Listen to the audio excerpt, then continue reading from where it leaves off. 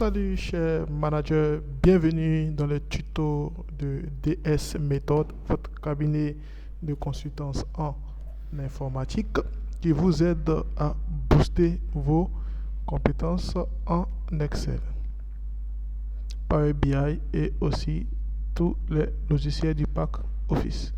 Pour ce jour, nous allons faire un petit tuto en Excel en ce qui concerne les fonctions de type Time Intelligent.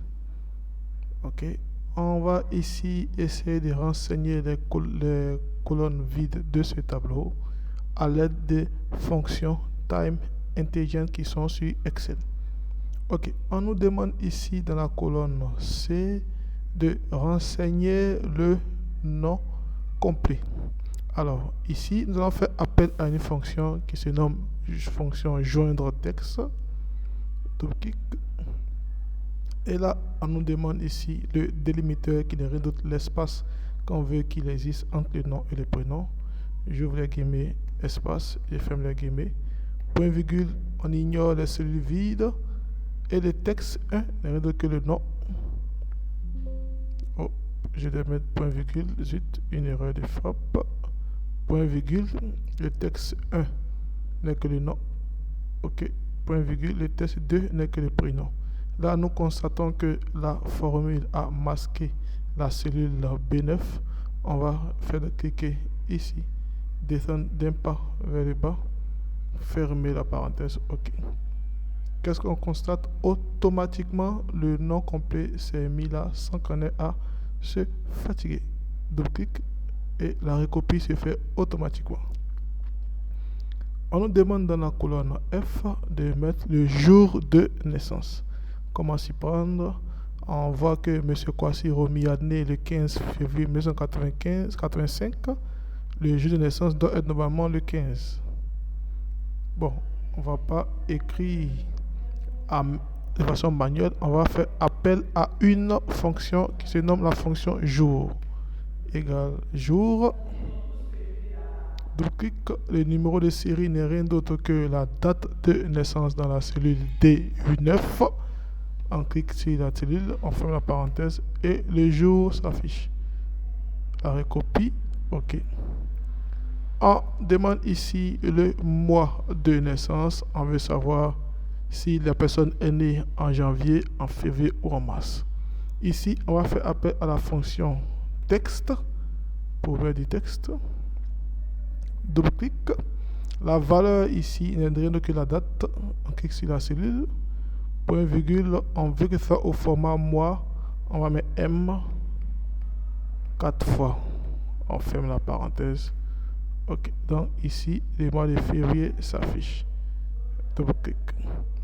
On veut maintenant renseigner l'année de naissance.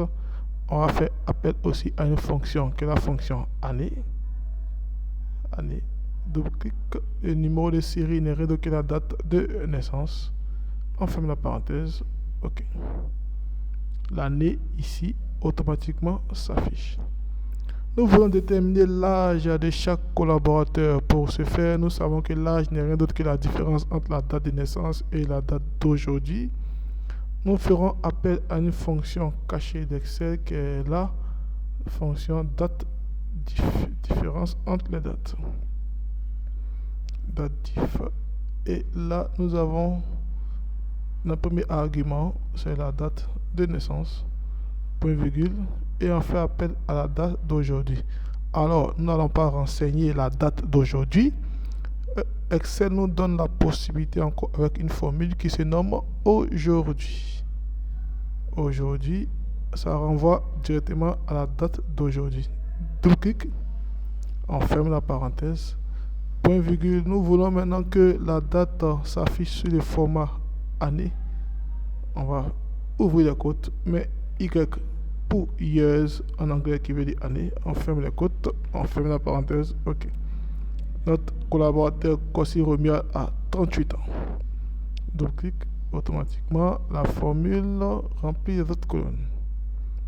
Nous voulons ici la date de début d'ancienneté. Dans notre cas, on va supposer que la date de début d'ancienneté commence 30 jours après la fin du mois. Pour ce faire, il faut déterminer d'abord la date de fin du mois de la date d'embauche. On va faire appel aussi à la fonction fin de mois égale fin de mois. Double clic. La date de départ n'est rien d'autre que la date d'embauche. Point virgule. On veut que ce soit la fin du mois de cette date-là et non la fin du mois de la date prochaine. Alors, on va mettre ici 0 pour dire que cela commence à ce mois-là. On ferme la parenthèse. OK. Et comme nous avons dit que la date de début d'ancienneté commence 30 jours après la date de fin du mois d'embauche, on va simplement ajouter plus 30. Et c'est fait. Alors, nous partons vers la fin. Nous avons maintenant la date de début d'ancienneté. On peut facilement calculer l'ancienneté. On va faire appel à la fonction datif. On ouvre les parenthèses. Datif, on ouvre la parenthèse. On sélectionne la date de début d'ancienneté. Point virgule. On fait appel à la date d'aujourd'hui. On ferme les côtes de la parenthèse. Point virgule. On met les caractères sur lesquels on veut que la date s'affiche. Y pourrieuse. On ferme les côtes. On ferme la parenthèse. OK. Nous voyons ici que Kossi Romiyad a 22 ans d'ancienneté dans notre structure. Je vous remercie pour votre attention et j'espère que ce tutoriel a pu répondre à l'un de vos besoins. N'hésitez pas à liker la vidéo, à partager aussi dans vos groupes et inciter vos amis, vos connaissances à intégrer notre communauté Excel afin qu'ensemble nous puissions booster nos compétences en Excel. Je vous remercie. À bientôt.